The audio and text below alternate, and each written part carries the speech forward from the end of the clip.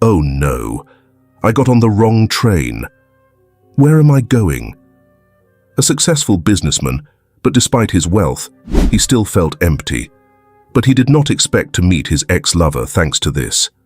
That wrong train was the best trip of his life. The city stirred before the sun did.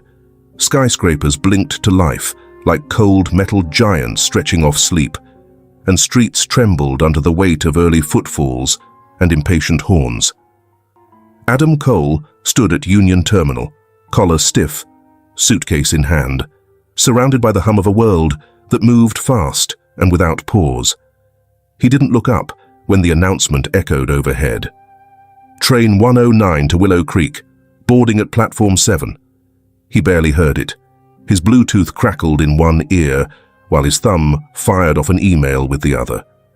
The assistant on the line, Madison, sounded tight. "You're cutting it close.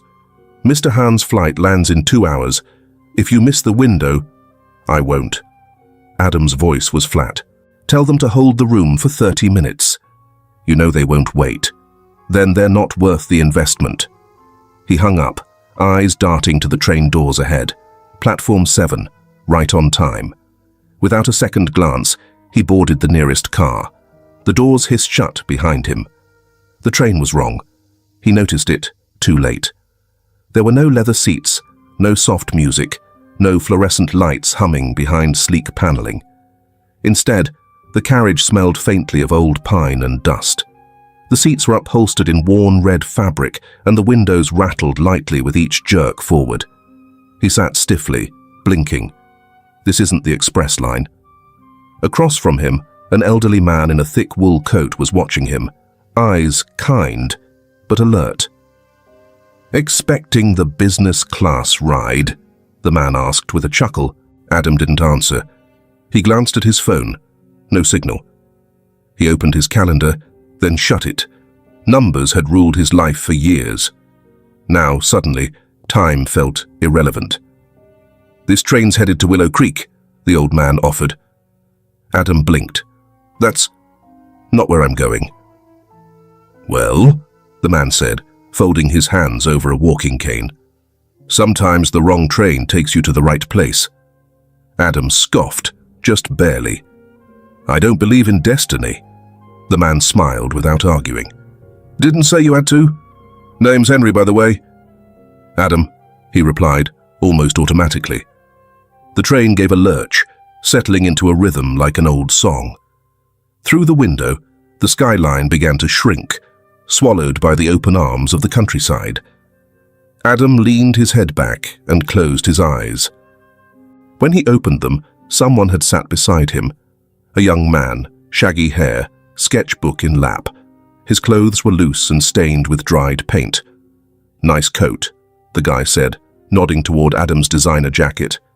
"You from Midtown?" "Yes." "Figured. Not many suits ride this train." The guy grinned. "Leo. I'm headed back to Willow to finish a mural." "I got on the wrong train," Adam muttered. Leo raised an eyebrow, scribbling something in his notebook. "Maybe. Or maybe you needed to get away and didn't know it." Adam didn't answer. "You know," Leo added casually, "some people pay a fortune for retreats just to escape all that concrete noise. You got it for the price of a mistake." Adam finally looked at him. "You talk like a therapist." "I paint like one," Leo said with a shrug. The train slowed at a small junction. Out the window, a boy no older than 7 sat on a bench, nose deep in a paperback. Something about the worn corners of the book, the child's complete absorption in it, stirred something in Adam. He leaned in slightly. That's the book Selena used to love. The thought hit like a sudden breath of winter air. "You know him?" Leo asked, noticing his focus. Adam shook his head. "No. Just reminds me of someone." The boy looked up, caught Adam's stare. "Is Selena your wife?" he called through the window, innocent and direct. Adam blinked, caught off guard. "Number just... someone I used to know." The train began to pull away. The boy returned to his story. Adam sat in silence. Later, the conductor passed through to check tickets. She was a woman in her 50s, with sharp eyes and a kind tone. "Ticket, sir?" Adam offered his digital pass. She scanned it. "Sir, this is for the 8:05 express to Eastern Heights." "I know," he said through his teeth. She gave a light laugh. "Well, you're on the 7:55 to Willow Creek." "Clearly." She tilted her head. "It's a lovely town, actually. Slower pace, quiet mornings. I'm not here for quiet." "Maybe quiet's here for you," she said, then moved on. Adam turned to the window, staring at fields opening wide beneath a grey morning sky. How the hell did this happen? His phone was still dead. His pulse, for once, was not racing. He breathed in. What now? Outside, the horizon unfolded in golden silence. Inside the carriage, everything slowed. No meetings, no alerts, no emails demanding answers. Just the hum of steel on rail and the quiet company of strangers who asked nothing of him. And somehow, that emptiness wasn't empty at all. The station at Willow Creek barely qualified as such. A single weathered bench sat beneath a crooked wooden awning, flanked by two planters overflowing with trailing ivy. Beyond it, a narrow cobbled street stretched into a row of small brick buildings, each with hand-painted signs and aging shutters. Adam stepped off the train and onto the platform, leather shoes crunching softly on gravel.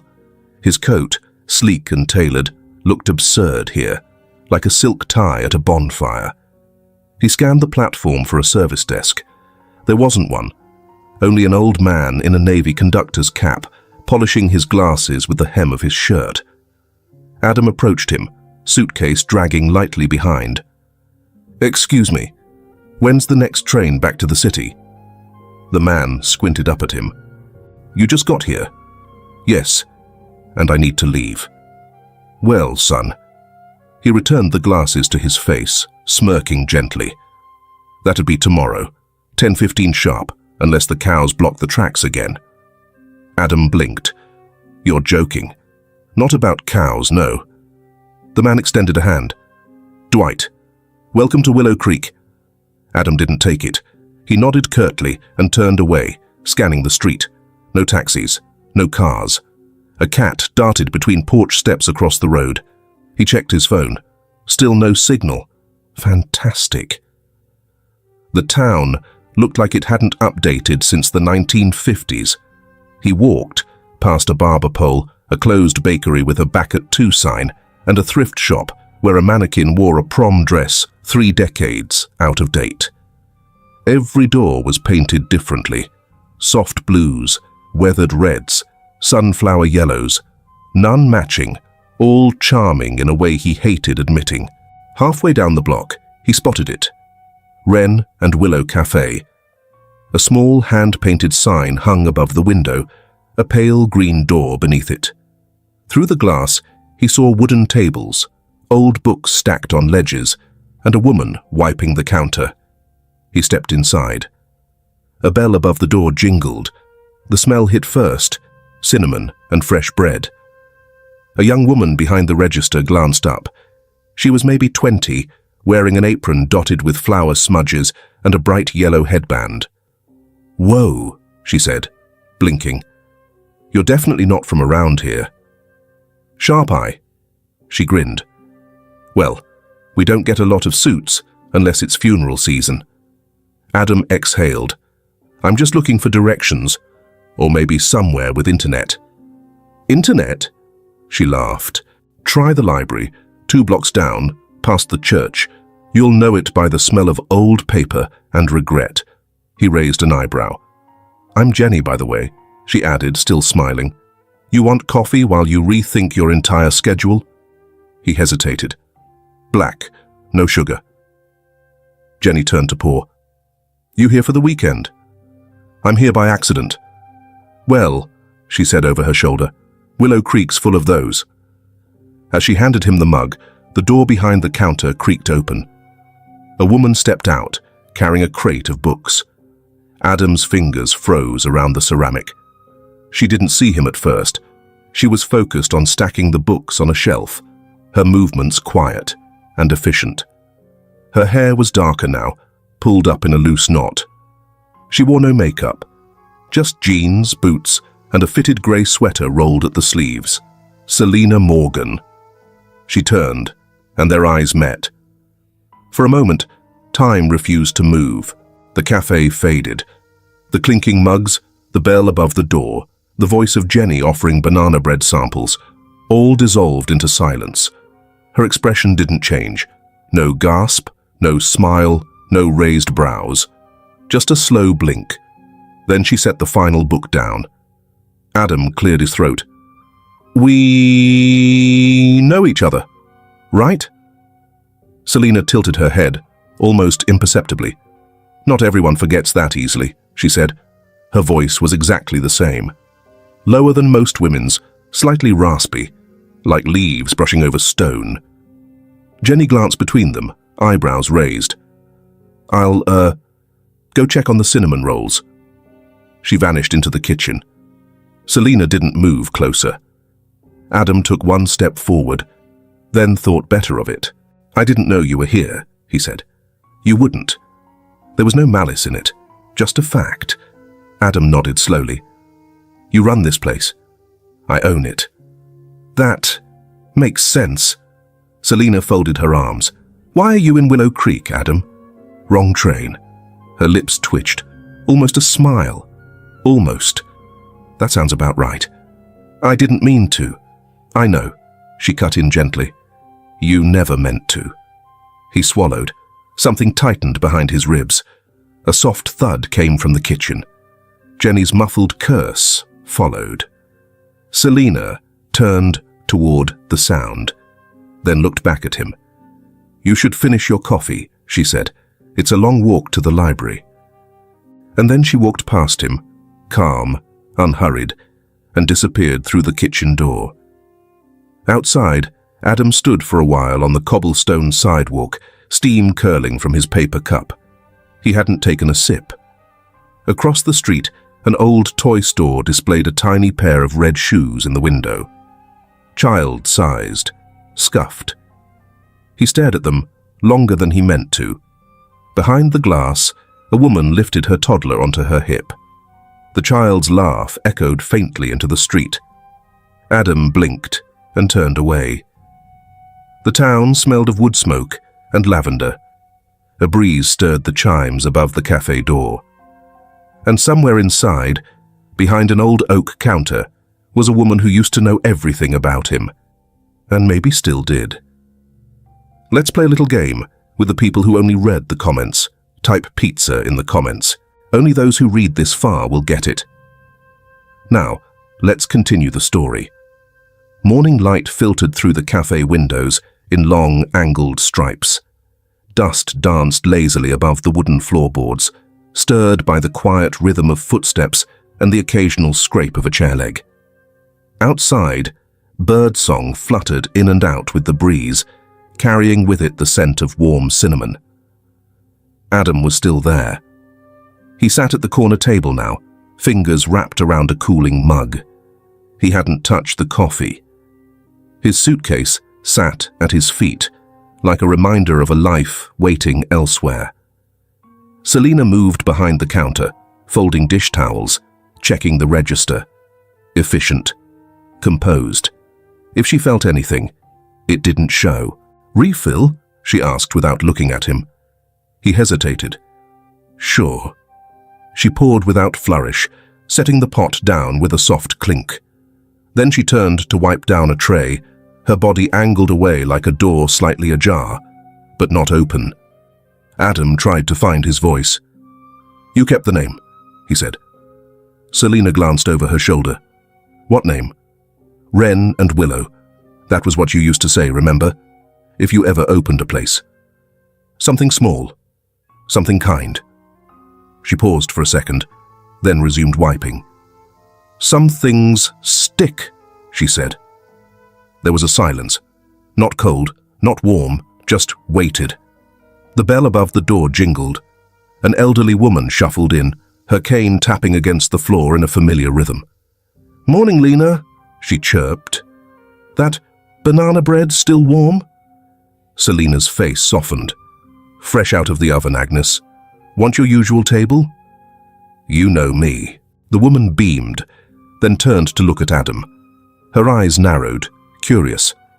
New face. Selina handed over a plate and gently steered Agnes toward her favorite seat near the front window. "He's just passing through," she said over her shoulder. Adam exhaled. Passing through. Somehow, that stung more than he expected. Another bell. The door opened again. This time, Leo stepped in, hoodie half-zipped, paint on his fingers. "Hey, boss lady," he called. "Your mural wall's still waiting. Thought I'd grab some caffeine courage first." Selina smiled. Genuinely, Adam noticed. "Coffee's hot, and there's a corner still blank. You'd better fix that before someone adds a bad quote." Leo grinned, then spotted Adam. "Wait, weren't you on the train yesterday?" "Huh. Small world." Adam nodded faintly.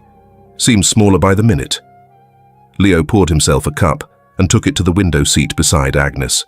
Selina moved behind the counter again, her hands never idle. Adam stood. "Do you have a minute?" he asked quietly. Selina paused, looked up. "To talk?" He nodded. She considered him, then gestured toward the back. "Follow me." They stepped through a narrow hallway into the storage room. Wooden crates lined the shelves, labeled in neat handwriting. A small table sat under a window, covered in dried herbs and newspaper scraps. Selina leaned against the wall, arms crossed. Adam stayed standing. "I didn't come here to dig things up," he said. "I didn't even know you were here." "I believe you." He rubbed the back of his neck. "It's just seeing you again." It pulled something loose. Selina didn't respond. "I was young," he went on. "I thought leaving meant freedom, that staying meant giving something up." "You were afraid," she said simply. He looked at her. "Of what?" Selina's eyes met his, steady. "Of needing someone." The words hit like a quiet bell ringing in an empty room. "You're still afraid," she added. He took a step closer. "Maybe, but I'm here." Selina didn't move. "You're here because of a mistake." Adam. "A missed train. Not a decision." Silence again. He looked down at the floor, then out the small window behind her. Outside, the town moved at a pace that ignored ambition. A woman watered plants. A boy chased a dog. Nothing needed to be hurried here. "I stayed behind," she said after a while. "I could have left. I had opportunities. But I wanted roots. I wanted mornings that didn't come with alarms." Adam nodded slowly. "I didn't write," he said. "No. I should have. Yes." She walked past him, opened the back door. Fresh air rolled in. Adam followed her gaze. A family walked by out back, 2 little kids and their mother, holding hands. Selina watched them for a moment. Adam turned to her. "Are you happy?" She looked at him, then gave a soft, unreadable smile. "I'm whole," she said. He didn't know what to do with that. They stood there, 2 people who used to be something, now suspended in a space between memory and consequence. Finally, she said, "You should go. Coffee's on the house." Adam nodded. As she turned back toward the cafe, she added without looking, "You're still the same, Adam. Still trying to outrun quiet. Still thinking you don't need anyone." And then she was gone. The air outside had shifted. The clouds were moving low and slow, carrying the weight of late afternoon. Somewhere nearby, wind chimes clinked softly, and the scent of fresh-cut grass mingled with cooling coffee in Adam's hand. He hadn't moved. He stood across the narrow street from the cafe, half-shadowed beneath a small awning, his back against the frame of an old bookstore closed for the afternoon. The coffee in his cup was cold now, long forgotten, but he hadn't noticed. His eyes were on the pale green door of wren and willow. It opened with a jingle. 2 voices spilled out before the bodies did, light, overlapping, and fast in the way only children could manage. "Wait for me! You cheated!" Tiny sneakers squeaked on the tile. A blur of matching backpacks and swinging ponytails burst into view. 2 girls, identical, but not, tumbling into the cafe like they belonged to its bones. "Mommy!" they called together. Selina appeared from behind the counter.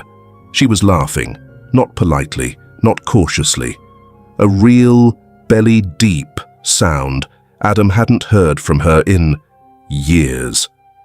The taller of the 2, Lily, he'd learn later, reached her first and wrapped her arms tight around Selina's waist. The other girl, Chloe, held up a crumpled piece of colored paper. "We made trees," she said proudly. "Yours has hearts." Adam didn't realize he'd taken a step forward until his shoe scuffed the edge of the curb. The girl's, the one with the paper, Chloe, had a dimple when she smiled. A single one, on the left cheek. Exactly like Margaret Cole, his mother had. And the way Lily furrowed her brow when looking at her sister. It was like watching himself in a mirror he didn't know existed. His grip tightened on the cup. The door swung shut behind them, muting the voices, but not the realization. He stood frozen. A voice behind him broke the stillness. "They're always loud after art class," someone said. Adam turned. A man with salt and pepper stubble and a tweed vest leaned on the doorway of the adjacent bookstore. He looked relaxed, eyes kind behind thick glasses. "Marvin," the man said, offering a nod. "I own the shop." Adam gave a tight nod. "First time in town?" Marvin asked. "Something like that." Marvin smiled knowingly. "You know Selina?" Adam hesitated. "Used to. Then you must be—" "Adam." He blinked. "She mentioned me." Marvin shrugged, not in words. There was a pause.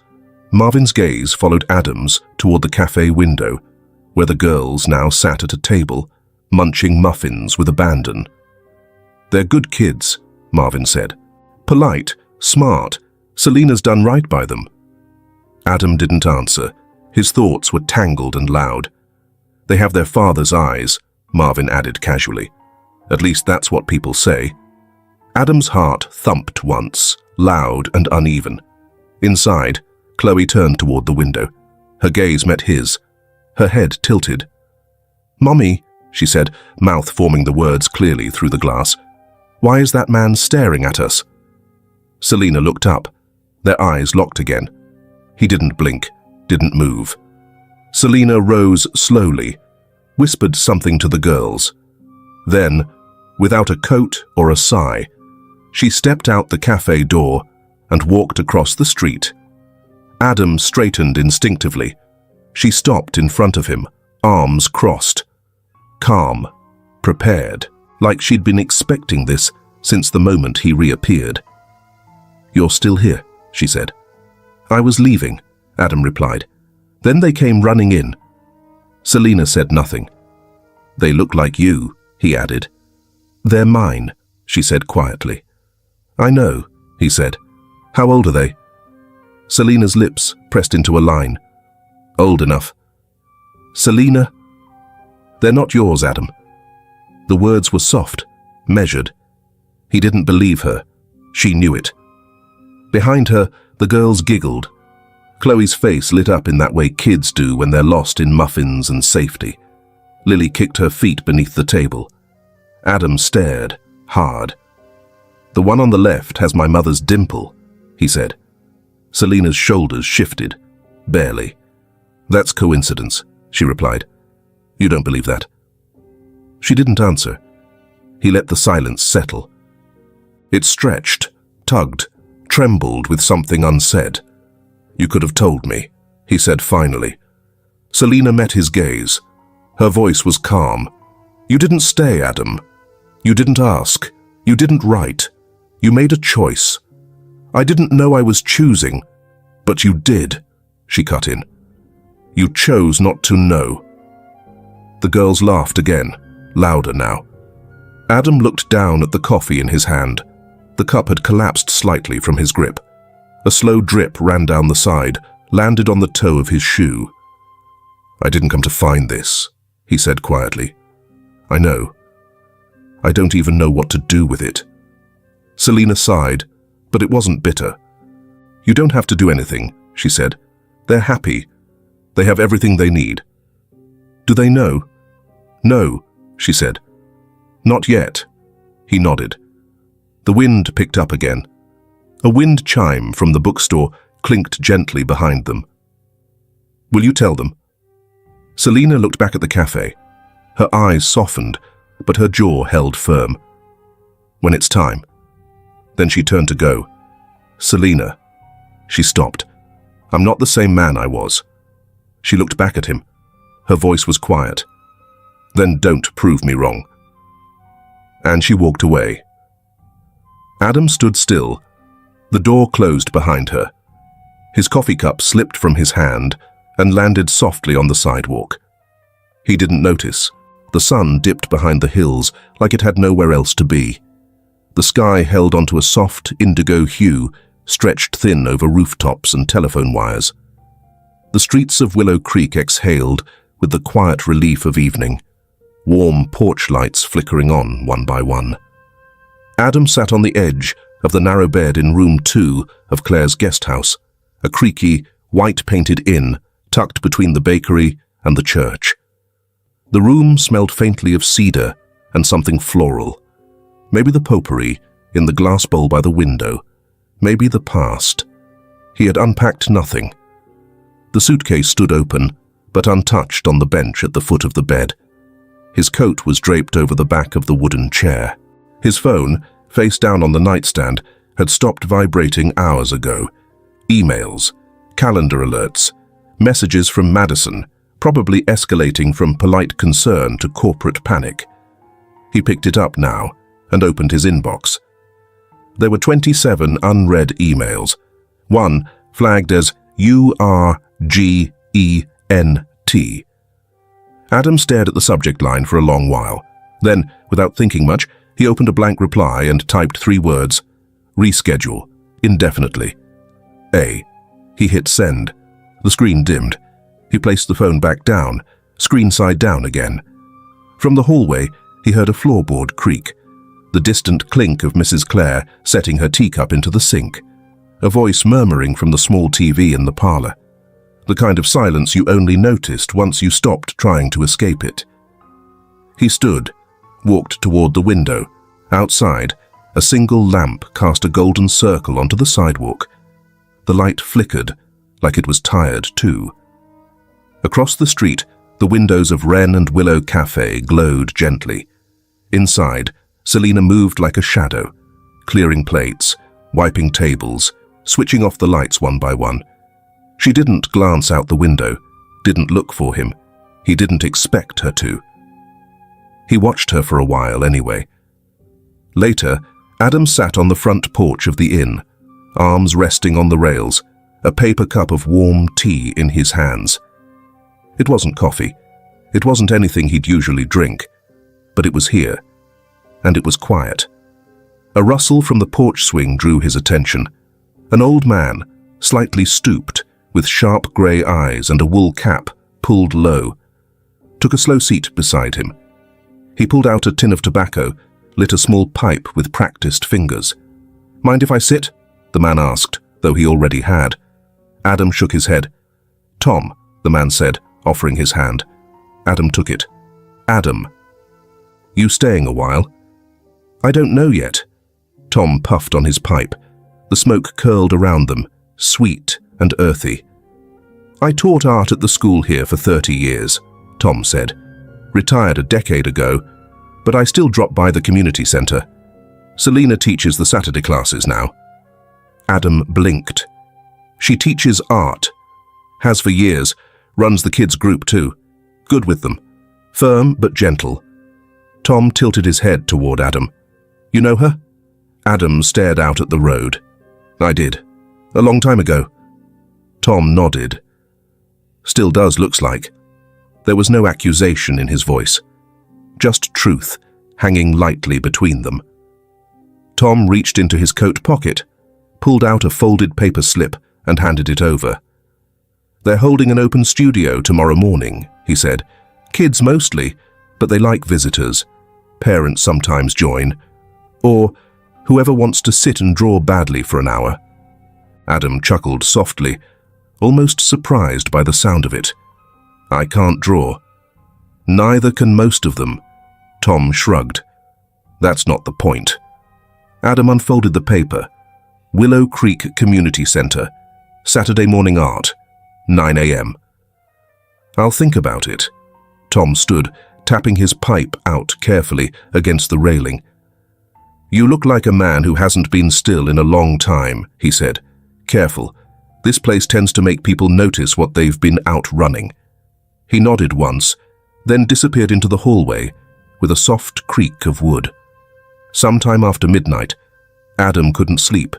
He lay on his back, staring at the cracked ceiling, one arm behind his head. The silence pressed gently against him, not empty, but full. Full of things he hadn't faced. He let his mind go. Back to a lecture hall filled with chatter and bent heads, the smell of coffee and dry erase markers in the air. Selina sat 2 rows down, sketching idly in the margin of her notebook. Not taking notes, just drawing. Little birds, tiny branches, a storefront with ivy curling around its frame. Wren and willow, the earliest version. He had leaned over, whispered, "What's that?" She hadn't looked up. A dream. And what am I? Selina's pen paused. Then she had smiled. "Something I'll write under the closed on Sundays sign." He didn't laugh then. He hadn't understood what she meant. Now he did. His chest ached with it. The clock blinked at 2:31. He rose and stepped barefoot to the window again. Everything was dark now. The cafe, the bookstore. Even the wind had stopped. He whispered aloud. No one could hear him. "If they're mine, how long have I been gone from them?" His voice cracked in the middle, not from volume, but from weight. He didn't sleep that night. But in the morning, he put on the softest shirt he owned, folded the slip of paper from Tom into his jacket pocket, and walked toward the community center as the town slowly woke behind him. The morning held a thin, golden hush. The sun peeked shyly through tree branches, casting long shadows that danced across the sidewalk.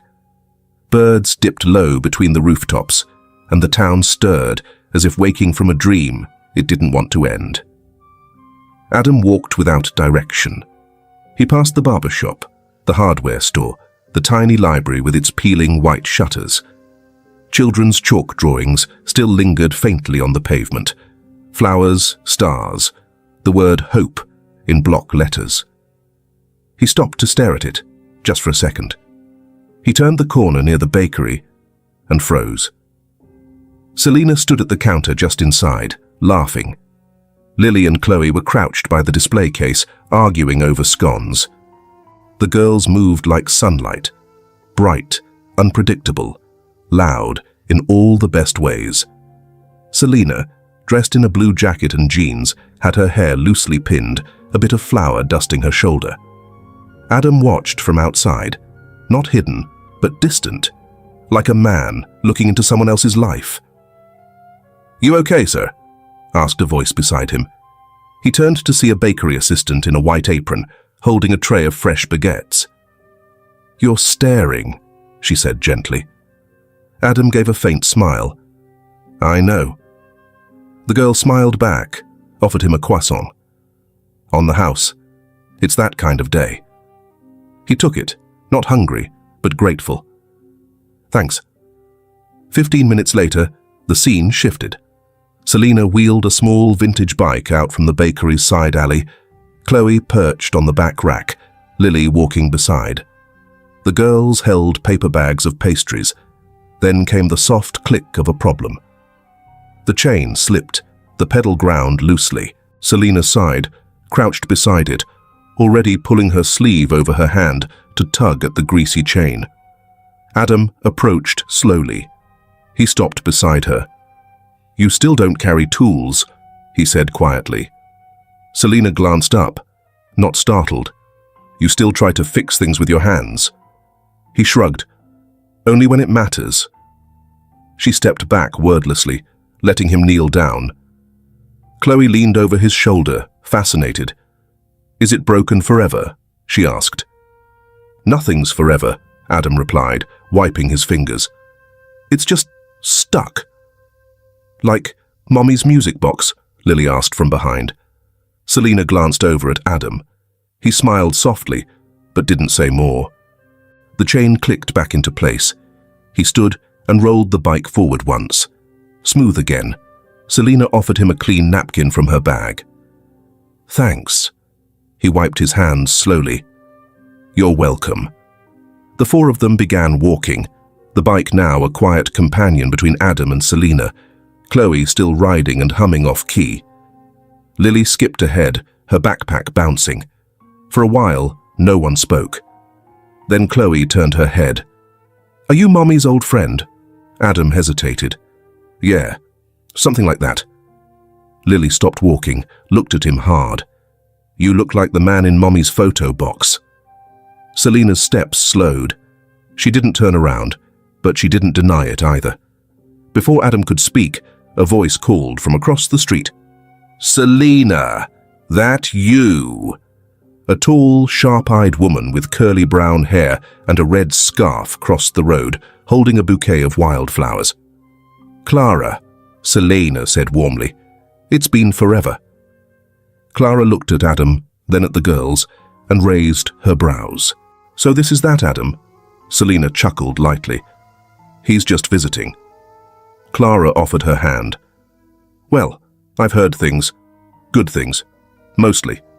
Adam shook her hand. "I'm trying to deserve at least some of them." Clara grinned. "Nice answer." She turned to the girls. "Your mummy used to paint wildflowers better than anyone. Did you know that?" "We painted trees yesterday," Chloe said proudly. "With hearts," Lily added. "Of course you did," Clara smiled. "You're Morgan's." She waved goodbye and disappeared into the florist's shop. Selina sighed. "Small town, no secrets." Adam looked at her. "It doesn't seem like you're hiding much." "I don't," she said. "Not anymore." They walked on. Near the bookstore, Lily tugged at Chloe's sleeve and pointed at a row of wind chimes. The two girls darted ahead, fingers stretched toward silver bells. Adam and Selina walked in silence behind them. After a moment, he spoke. "You were right," he said. "About?" "I used to run from anything that looked like it might ask me to stay." Selina didn't look at him, but her voice was steady. "And now?" He looked at the girls, at the quiet street, at the breeze ruffling the hem of her jacket. "Now, I'm starting to wish I was stuck." Selina laughed, quiet, genuine. "You used to hate the word belong," she said. "Told me once that nothing should own you." "I still believe that," he said. "But I'm not sure I want to be alone anymore either." She nodded, and for the first time, she didn't seem to brace herself. Instead, she let herself walk beside him without tightening her arms, without glancing away. They reached the cafe. The girls ran up the steps and pushed the door open. Selina reached for the bike. Adam took it instead. "I'll bring it around back," he offered. Selina paused. "You don't have to." "I know." He wheeled it away slowly. The street was quiet behind him. The silence didn't feel like absence. It felt like space. Space for something to begin. The afternoon light slanted through the windows of the bookstore in long, golden bars. Dust hung suspended in the hush between shelves, undisturbed by foot traffic. A bell above the door jingled faintly as Adam stepped inside. The sound somehow softer here. He wasn't looking for anything specific. He just needed the stillness. Marvin gave him a polite nod from the counter, said nothing. Adam moved through the aisles like he was searching for something he hadn't yet named. He stopped in front of the children's section, ran his fingers along the spines. Fairy tales, animal adventures, a picture book titled Big Feelings in Small Hearts. He picked it up. "You thinking of giving that to Chloe?" a familiar voice asked behind him. He turned. Selina stood in the doorway, coat open, one hand curled around a reusable coffee cup. Her hair was still slightly windblown from earlier. There was no anger on her face. But there was something else. Something guarded. "I was," Adam said, holding the book up. "I don't know what 6-year-olds read." 6.5, Selina corrected quietly. Then she stepped forward, placed her coffee on the windowsill. "Why are you really here, Adam?" He met her gaze. "To talk." Her expression tightened. "I mean it," he said. "Really talk. Not about bikes or muffins or yesterday. I need you to tell me the truth." She didn't answer at first. Instead, she turned away slightly, picking up a small stack of bookmarks from the counter and flipping through them like they mattered. "I think I deserve to know," Adam continued. "If they're mine." Selina didn't look at him. "You left, Adam." "I know. You changed your number, your email. You moved halfway across the country and never looked back." He stepped closer. "That's not an answer. It's the only one I had to live with for 6 years." He stood still, waiting. Selina finally turned to face him fully, jaw tight, voice low but steady. "I wrote to you," she said. "After I found out. I called. 3 letters came back unopened. The number I had didn't exist anymore. It wasn't that you disappeared. It's that you erased yourself." Adam swallowed hard. "I didn't know." "You didn't want to," she said. The words landed like stones. Selina looked away again, and for a moment, the air between them felt too thick to breathe. "I thought you didn't want the weight," she said. "You told me once that love was just another leash, that you didn't want to belong to anyone, not even a future." Adam closed his eyes briefly, like her words echoed too loudly in his head. "I was wrong," he said. Selina smiled bitterly. "You were young. You were afraid. I don't blame you for that." He stepped closer again. "I do," he whispered. "I blame me." She didn't stop him this time. "I should have asked," he said. "I should have wondered. But I was so busy proving I didn't need anything. I didn't notice what I was losing." Selina's face shifted then, something inside it softening, though her eyes still shimmered like ice on glass. "Do they know?" Adam asked. She shook her head.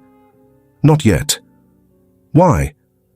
"Because I didn't want them growing up feeling abandoned," she said.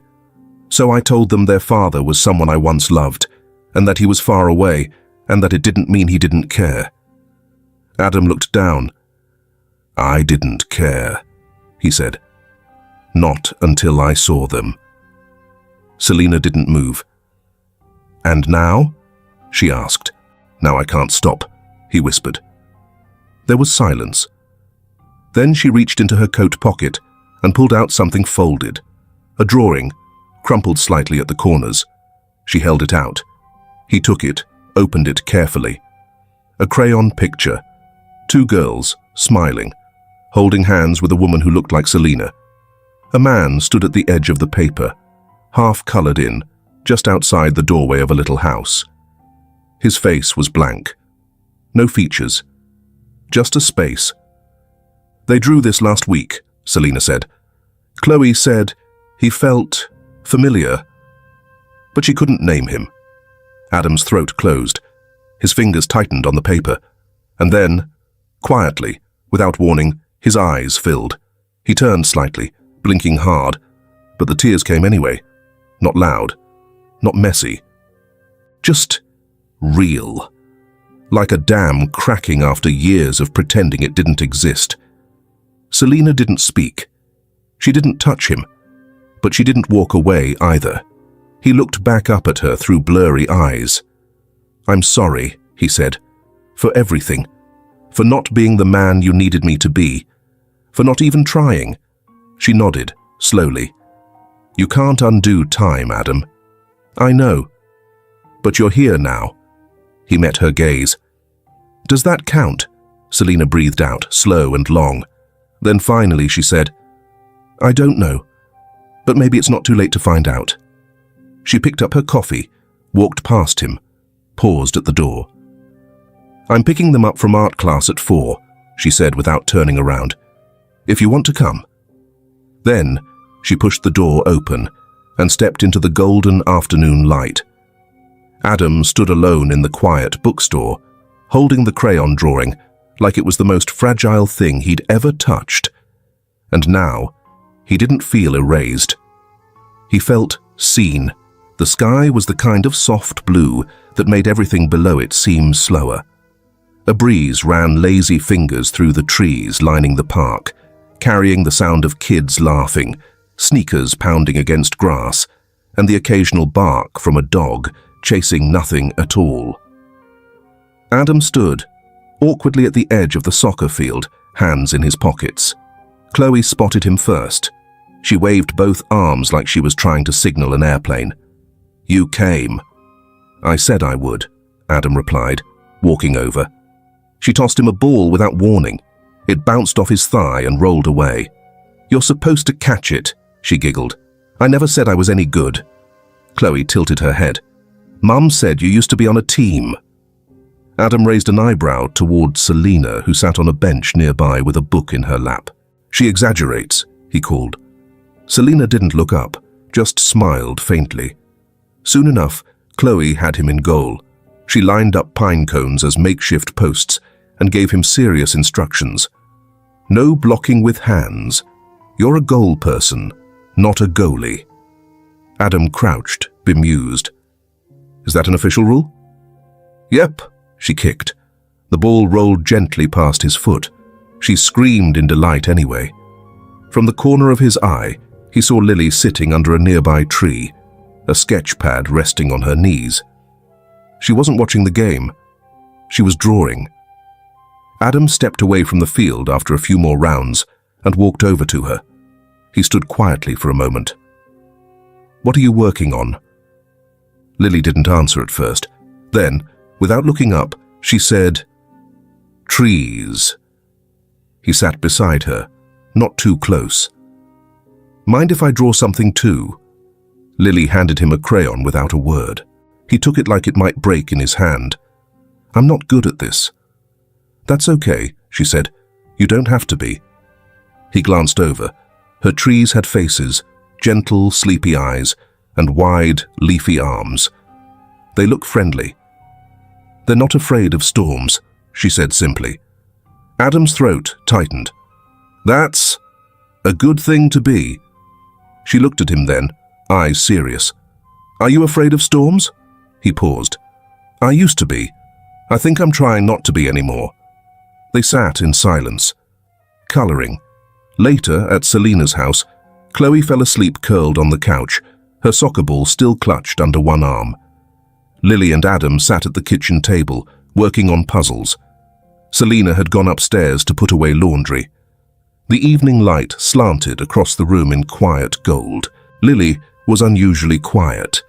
Then, as she placed the last puzzle piece, she said, "You're not scary anymore." Adam blinked. "Was I scary before?" She shrugged. "Not scary like monsters, just new." He smiled. "New can be scary sometimes." Lily traced her finger over the finished picture on the table, a lighthouse on a rocky shore.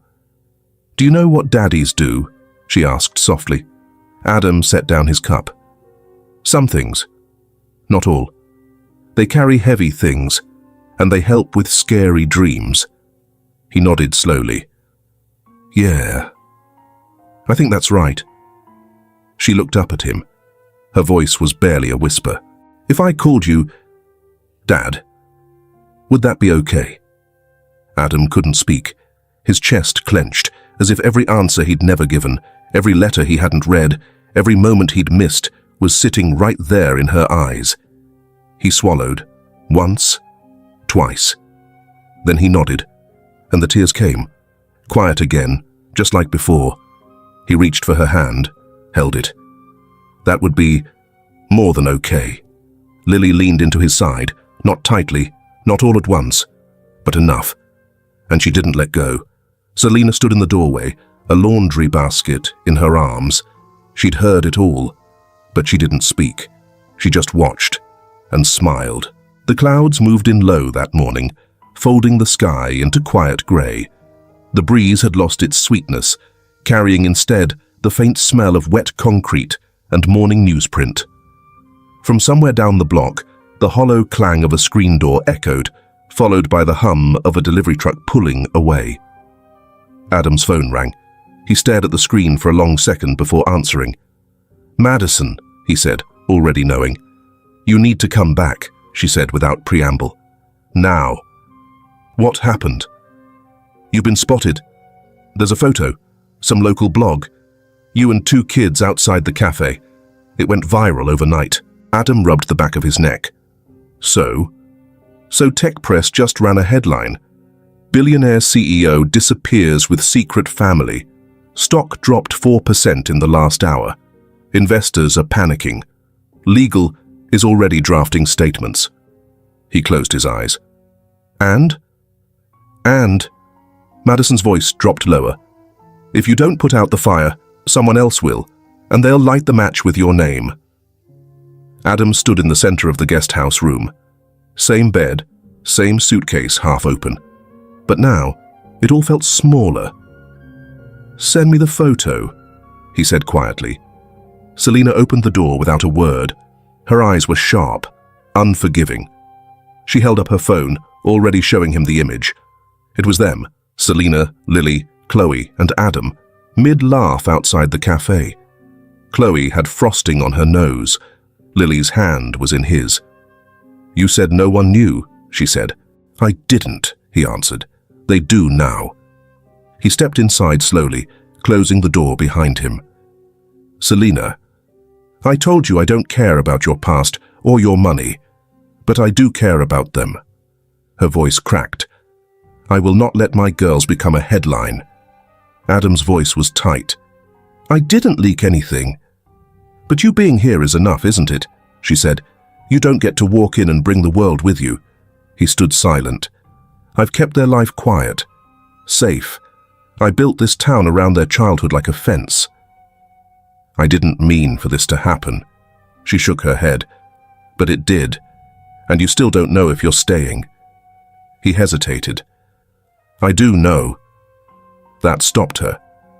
"I'm staying," he said, firmer now. "Not because it's easy, or because I have some answer, but because I can't leave them again. Not after Lily called me Dad." Selina's shoulders dropped just slightly, but her eyes didn't soften. "Then you'd better be sure," she said. "Because the world knows your name, Adam, and now they know theirs too." At the cafe later that afternoon, Clara was wiping the window display when Adam passed by. She glanced at him with a complicated look, half worry, half understanding. "Rough morning?" she asked. Adam nodded. "Reese didn't mean to stir trouble," she added. "He thought it was a soft piece. Small-town charm. Didn't realize who you were." "I did," Adam replied quietly. She stopped wiping. "Then you knew this might happen?" "I knew," he said. "I just thought maybe no one would care." "Well, they do." He looked at the town around him, its painted doors, its handwritten menus, its slowness. He looked back toward the cafe windows, where Chloe sat drawing with crayons, oblivious. "I care more," he said. Clara nodded once, then returned to her glass. That night, Lily sat in the living room floor, cradling her drawing book. She didn't speak, but Adam could feel something had shifted. Selina stepped into the room, holding a folded blanket. "She heard me on the phone earlier," she said softly. "She asked if we were in trouble." Adam crouched next to Lily. Hey. Lily looked up at him. Are people mad because I called you Dad? His voice caught. No, sweetheart, he said. Not mad. Just surprised. Some people like to make stories out of what they don't understand. Do you still get to be here? She asked. Or do you have to go fix your company? Adam looked over at Selena, then back to Lily. I already made my choice, he said, and it has your name on it. She nodded, slow and trusting. Selena watched from across the room, something in her face softening. She didn't say thank you. She didn't need to. The city unfolded beneath a steel-grey sky, its skyline crisp against the glass windows of Adam's apartment. From the 38th floor, everything looked exactly as he'd left it. Too polished, too perfect. Below, horns blared. Lights blinked in predictable rhythm. But for the first time, none of it moved him. He stood in his living room, suitcase by the door, the familiar weight of a tailored suit on his shoulders. A framed photo on the credenza caught his eye, an old publicity still, him shaking hands with a venture capital titan, all smiles and steel eyes. Adam turned it face down. The silence was thick, humming with the things he hadn't said yet. His phone buzzed. Madison. You're expected in conference room A in 15, she said briskly. Board's prepped. Media's already downstairs. I'm on my way, he said. He paused, then added, Thank you, Madison. For holding the line. There was a beat of surprise on the other end. Then, You're welcome, sir. The ride down in the private elevator felt longer than usual. Maybe because he was actually present in it. Maybe because he wasn't returning to reclaim anything, but to let it go. As he stepped into the boardroom, Daniel Parker stood near the head of the table, adjusting his tie. Place hasn't burned down yet, Daniel said. His tone was light, but his eyes were searching. That good news or bad? Adam managed a smile. Depends on how attached you are to it. Daniel folded his arms. You sure about this? I've never been more. Daniel gave a small nod. Then I'll hold it steady until you're ready to build something else. The room quieted as Adam stepped forward, adjusting the mic. Outside the frosted glass walls, members of the media waited behind velvet ropes. A camera feed was live streaming to a crowd much larger than the one physically present. Adam didn't bring notes. He didn't need them. My name is Adam Cole, he began, voice steady, hands relaxed at the podium. You've known me as a CEO, a strategist, sometimes a headline. Most days a man with a phone in one hand and the future in the other. A quiet rustle in the crowd. But for the first time in my life, I want to introduce myself differently. He paused. I'm a father. That silenced everything. I didn't grow up planning to be one. I didn't prepare for it. I wasn't even there when it began. But life doesn't always follow the roadmap you draft in your 20s. Sometimes it veers. Sometimes it hands you a mirror instead of a trophy. And for the first time, I looked. A murmur. Cameras clicked. I met two children who changed how I breathe, who paint trees with faces and teach me what bravery looks like in crayon. A few gentle chuckles. I met a woman who built a life not around noise and deals, but around kindness and quiet and cinnamon rolls that somehow taste like belonging. More chuckles, now warm. So I'm here today to say something simple. I'm not going to lead this company anymore. A pause. Audible gasps in the room. I'm stepping down as CEO of Cole Innovations. Effective immediately, Daniel Parker will assume the role with my full confidence. Daniel didn't flinch. Adam looked around the room. His voice softened, but it did not shake. I'm choosing something else now. I'm choosing late afternoons at the park, homework at the kitchen table. I'm choosing to learn how to be a good man, not just a powerful one. He stepped back. No applause. Just breath, held too long, finally released. And then the room erupted. Later, in his office, Adam packed slowly. No assistants, no boxes waiting in neat stacks. Just him.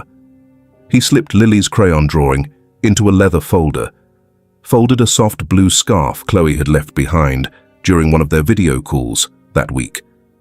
And in the final drawer, he found a keychain. Build something real. He took it. As he turned to leave, Daniel stood in the doorway. "You'll still take my calls, right?" he said, half joking. Adam grinned. "Only if they come with pictures of my replacement sweating in board meetings." Daniel walked with him to the elevator. Just before the doors closed, he added quietly, "You did the right thing, you know." Adam met his eyes. "I didn't do it to be right," he said. "I did it to be whole." That evening, as his train pulled out of the city station, Adam sat by the window, collar undone, sleeves rolled. He watched the skyline shrink behind him, glass and steel folding into the distance, replaced by trees and amber light. A young ticket taker passed by. "Business or personal?" she asked, glancing at the form in her hand. Adam smiled. "Family." She nodded and moved on. He looked down at his phone. A message waited. "Selena, Lily asked if you'd be home in time to read tonight's chapter. Chloe wants to skip to the dragon part." Adam typed back, "Tell them I'm bringing a better story." And he was. This one had their names in it, and it was just beginning. The air in Willow Creek carried the scent of early spring, cut grass, distant baking, and something faintly floral drifting in from the hills. The train hissed as it came to a gentle stop, and the doors opened not with urgency, but with the hush of return. Adam stepped down, one hand gripping a worn leather bag, the other tucked in his pocket, steady. This time, he wasn't lost. This time, they were waiting. Selena stood just beyond the platform, wearing a soft green dress, her hair pulled back in a way that made him ache with something familiar and entirely new. Chloe bounced beside her, clutching a crayon sign that read, "Welcome back, Daddy." Letters uneven, colors clashing. Lily stood more still, but the corner of her mouth tilted up the moment she saw him. Adam walked toward them. No speech, no rush. When he reached them, Chloe launched herself into his legs, laughing. "You said you'd come back." "I always will," he said, crouching to her level, "especially when dragons are waiting." Lily stepped forward, slower. Adam opened his arms, and she slid in without a word, resting her cheek against his shoulder. Selena watched, quiet. The lines around her eyes softened. "I didn't know what I'd see when the train doors opened," she said. Adam stood, eyes holding hers. "I hoped it would be you." Later that afternoon, the town felt like it had exhaled. The sun leaned against rooftops. A dog barked half-heartedly at a passing squirrel. Inside, Wren and Willow, Leo stood near the back wall, giving final brushstrokes to the mural Adam had asked for weeks ago. Selena hadn't seen it yet. The cafe door jingled. She turned, apron in hand, eyes narrowing. "What are you two up to?" Adam nodded at Leo, who stepped aside. Selena blinked. The mural covered the whole rear wall, soft pastels and earth tones. It showed a house that looked vaguely like hers. A crooked tree leaning over a wooden fence, two children running, wind in their hair. At the edge of the image stood a man, not grand or central, but there, holding the gate open.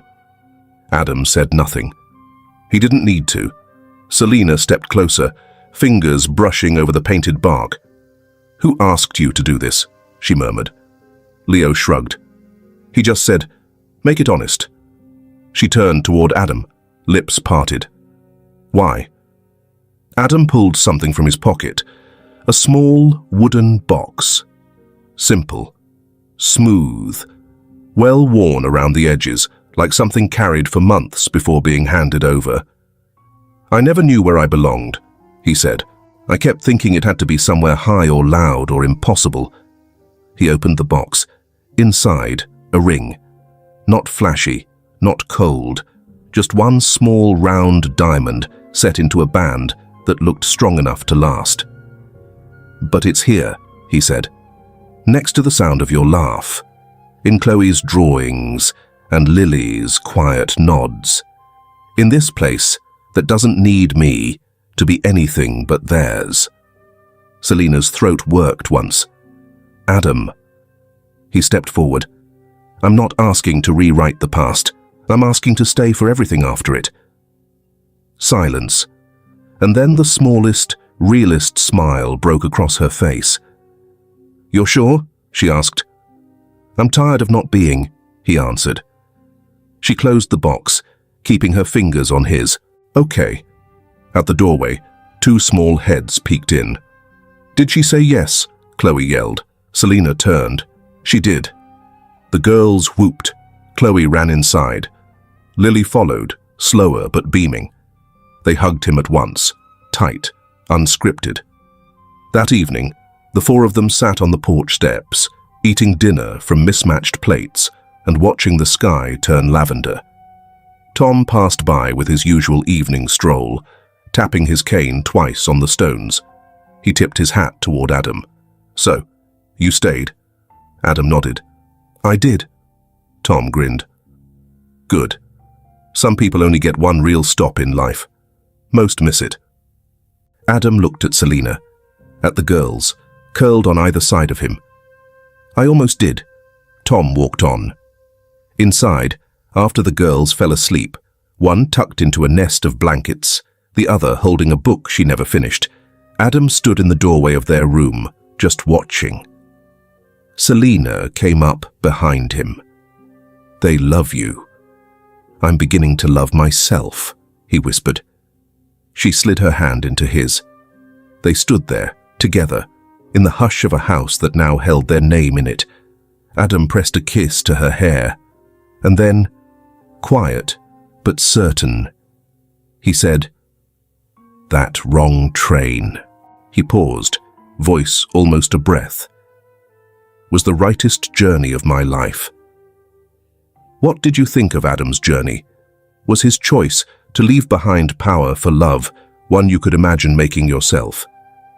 This story explores how the wrong turn in life can sometimes lead us exactly where we're meant to be. What life lesson stood out most to you? Was it about second chances, quiet courage, or the power of simply choosing to stay? Let us know your thoughts.